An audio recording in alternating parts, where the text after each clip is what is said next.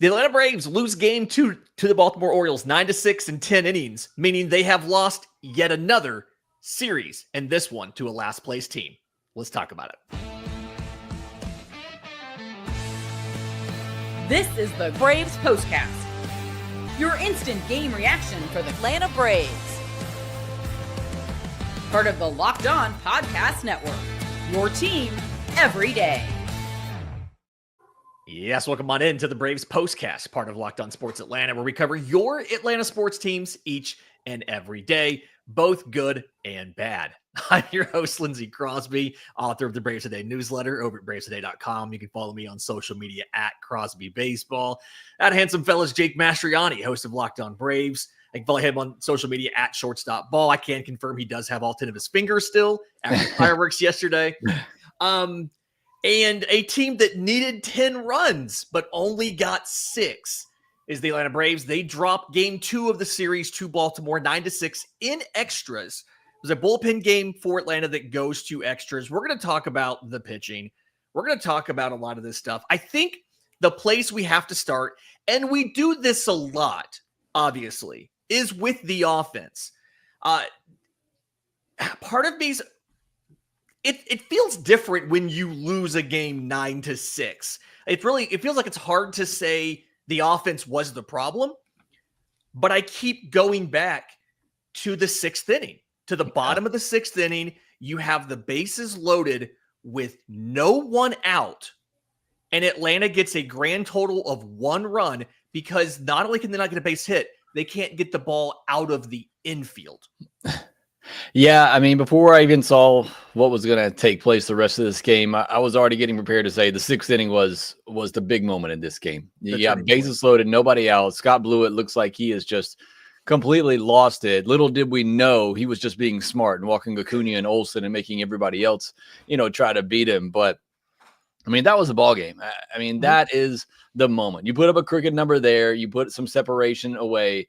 I feel like you go on and probably cruise and win this game, but you get 1 run, and thankfully it was just like a weak infield hit by Profar that wasn't hit hard enough for it to be an inning double play where you get nothing, but you get Austin Riley on an 0-2 95-mile-per-hour fastball right down the middle, and he just misses it.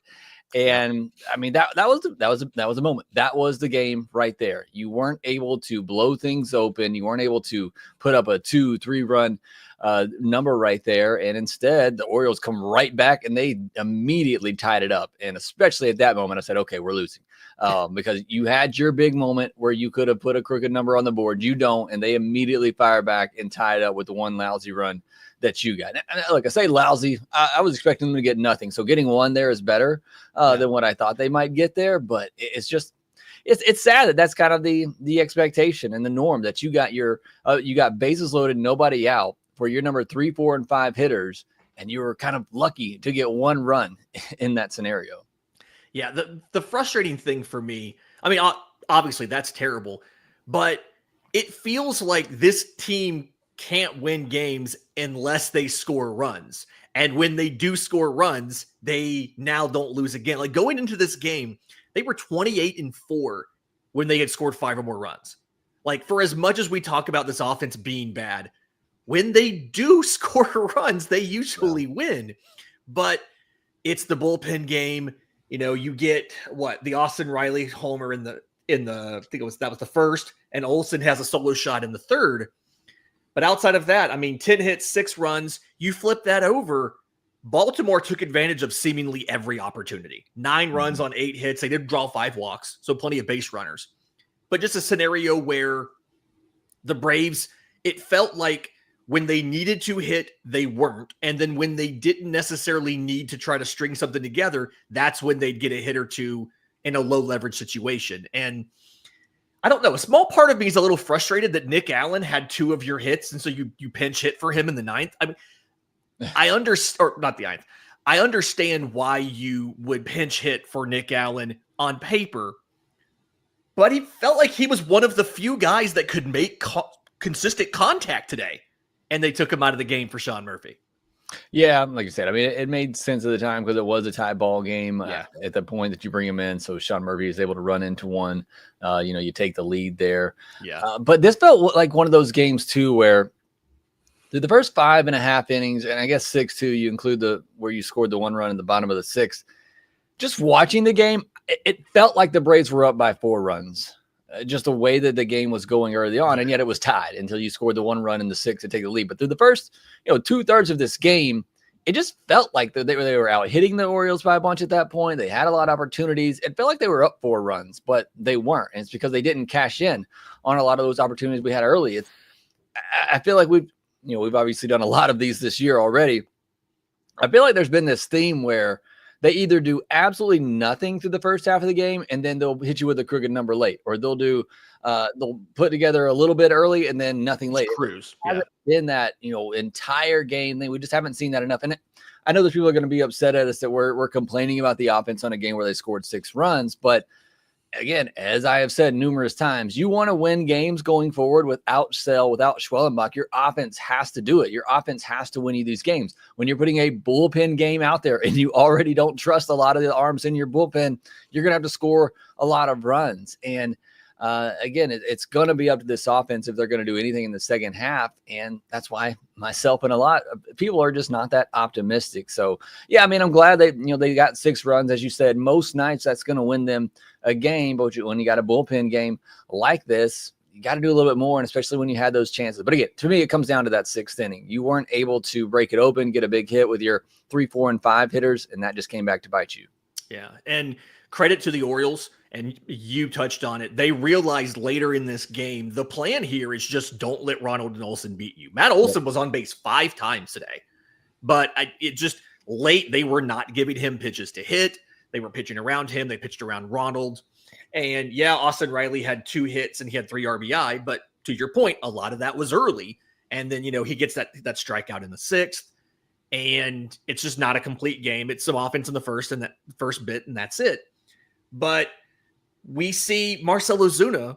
I complained about this yesterday without you, and I know you weren't here, but continues to just not hit. He continues to drop down the lineup. He hit 6th today.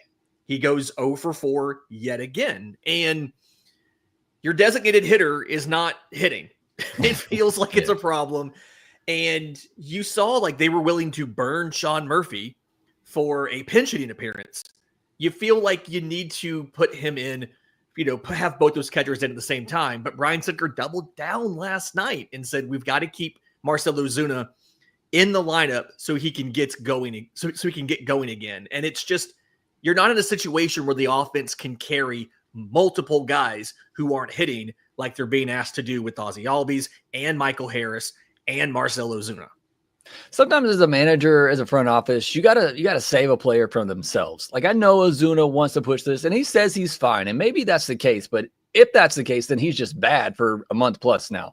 But you kind of had this situation with Riley last year too, not to where Riley was struggling early on, and then he had the injury, and they didn't want to put him on the IL, and he just kind of sat there on the bench, and we were in limbo for several weeks. And it's like, just put him on the IL, and I feel like that's where we are with Ozuna. Just put him on the injured list. Like, give the man a break. Let him try to recover and get things back on track while you have somebody on the bench every day who is one of your 4 or 5 best hitters in either Baldwin or Murphy. I just don't understand why they didn't do it 3 weeks ago. Definitely don't understand why you're not doing it now. You got the All-Star break too, with a little extra time there to, either get them healthy or, like I said, just get them right. And they won't do it. They refuse to do it. It just doesn't make any sense. Yeah, it's one of the more baffling decisions of this season. You saw AA do some stuff to save Snit from himself, like when they got rid of Eddie Rosario. Kind of feels like this is a situation where you have to save Snit from himself by removing the temptation to put Ozuna in the lineup. All right, in just a second, I want to talk about the bullpen game, the good, the bad from Aaron Bummer, some of the interesting decisions on when to send guys out. We'll talk about that next, right here on the Braves Postcast. If you're a spontaneous type person that likes to do things at the last minute, you need to have the Game Time app on your phone because it's the easiest way to grab last-minute tickets without the stress. Obviously, we talk about it from the context of baseball because this is a baseball show, but it's not just baseball. It's tons of different sports, and it's not just sports. Concert tickets, you could go see a play, a comedy show. If it's a ticketed event, odds are you can find tickets on Game Time because Game Time makes buying tickets fast and simple. Prices on the app usually drop the closer you get to first pitch. They have incredible last-minute deals, and a lowest price guarantee that takes the worry out of buying. And sometimes they have big savings like 10% off exclusive zone deals for the FIFA World Cup matchups. So take the guesswork out of buying tickets with Game Time. Download the Game Time app, create an account, use code LOCKEDONMLB for $20 off your first purchase. Again, create an account, redeem code LOCKEDONMLB for $20 off. Download the Game Time app today. Last minute tickets, lowest price, guaranteed. All right, Jake. So bullpen game for Atlanta today. Aaron Bummer starts the game and looks really good until he falls apart in the third inning. It felt like the theme of this game from a win to change pitcher standpoint was we are trying to squeeze as many outs out of every single guy as we can. And almost all of them end up being left in the game for a batter or two too long. And I think Aaron Bummer was the very first example of that. When he gets back around to the top of the order, he immediately starts having some trouble. Yeah, look, bullpen games are tough in general. They're tough to manage. You almost have to have the mindset of, okay, Bummer gave us 2 brilliant innings, but you almost have to have the plan going in that he can't face the lineup a second time. Yeah. And just be prepared for that.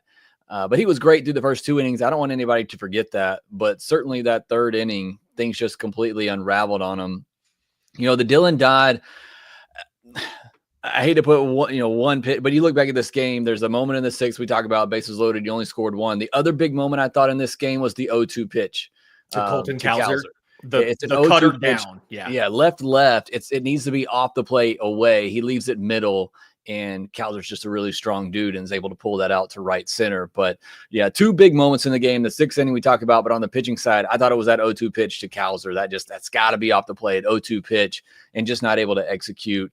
But outside of that, I mean, I thought the bullpen was fine. Daysville in inning 2/3, I thought was maybe the most impressive and a good sign going forward for him being able to pitch like that. Iggy, I thought was kind of all over the place, but the changeup was really good. So he at least had that working for him. And then obviously Montero. Look, Riley needs to make that play, in my opinion. Mm-hmm. I think that's a play that Riley has to make, and maybe that Montero goes out of that. But you also can't go 3-0 on Jacob Stallings, a guy with a 383 OPS, and not be able to put him away either. So certainly some ups and downs and some bullpen game. But I agree, probably certainly with the case of Bummer, probably just left in a couple of batters too long there. But you're trying to stretch things out. Clearly, you were trying to stay away from Pierce Johnson and Dylan Lee today. Otherwise, one of them should have pitched the top of the 10th. I know Montero's been better over the last month or so, but I feel like you're throwing either Johnson or Lee if they're available today. Yeah, and it felt like a combination of the zone was really wide on both sides of the plate, and so at times there was the temptation, I felt like, to try and what was it? To Stallings, he got 3 straight strikes and they were all kind of down and away. He was trying to get it off the plate and just couldn't do it. And then he comes inside to get Stallings and he pulls it down the line. Like some of that, it felt like was just because of the umpiring trying to do too much. But outside of that, yeah, I mean, it's tough to do a bullpen game and go to extras and then turn around and do a very early game tomorrow. Braves have the Roku game. So Grant Holmes gets the ball at 11:35 a.m. versus lefty Trevor Rogers. So at least they'll be done in plenty of time to fly to Sacramento. We don't have that situation where you play a game on Sunday Night Baseball and then fly in and play the A's the very next day. I think that was 23 when they did that. I remember they landed at 5 a.m. local time and had to play a day game at the time in Oakland. Now they'll have Monday off and they'll play Tuesday. But again, 11:35, Trevor Rogers versus Grant Holmes. In the meantime here, 9-6 loss for the Braves. They drop the series. They can avoid a sweep tomorrow. However, they have not been great on Sundays. So really curious to see if maybe the early start can help them there. Do us a favor. If you're listening on audio, leave a 5-star review, Apple, Spotify, YouTube Music. A lot of people listen on audio still. We appreciate you guys so much. If you're here live with us on YouTube, subscribe to both Locked On Braves and Locked On Sports Atlanta. Hit the notification bell so you know whether it's Hawks, Falcons, whether it's all of Jake's great content for Locked On Braves or more Postcast talking about your Atlanta Braves. You are here with us every single day. For Jake Mastroianni, I'm Lindsay Crosby. This has been the Braves Postcast.